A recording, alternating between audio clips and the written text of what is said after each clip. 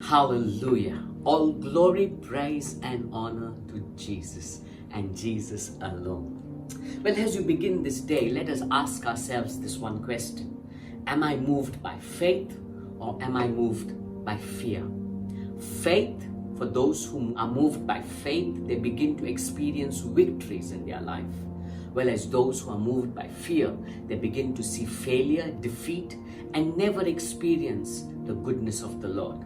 So let us ask ourselves, am I moved by faith or am I moved by fear? When we open up our Bibles to 1 Samuel chapter 17, verse 11, we see when the people of Israel saw Goliath, they were moved by fear. It says there, when Saul and all the Israelites heard these words of the Philistine, they were dismayed and greatly afraid.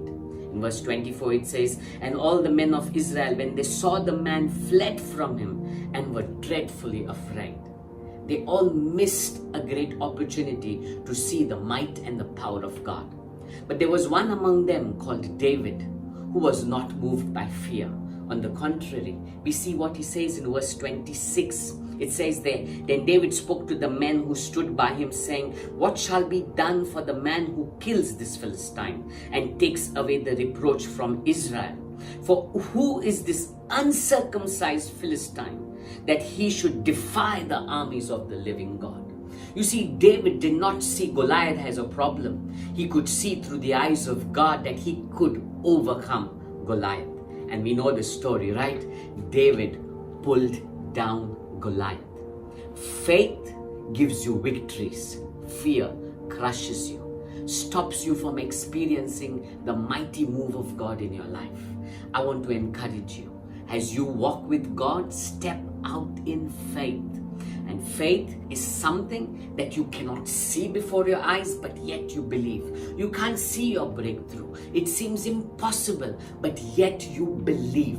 You know that you know that you know with great conviction that God is going to work in your situation. Whereas fear crushes you, puts doubt, makes you think that nothing good will ever happen. I want to ask you, are you moved by faith or are you moved by fear? When you look at the 12 spies, 10 of them were moved by fear. 2 of them were moved by faith. And the ones who were moved by faith had the opportunity and the privilege where God took them to live in the promised land. The other 10, they perished. Come on, I want to ask you, are you moved by faith or are you moved by fear?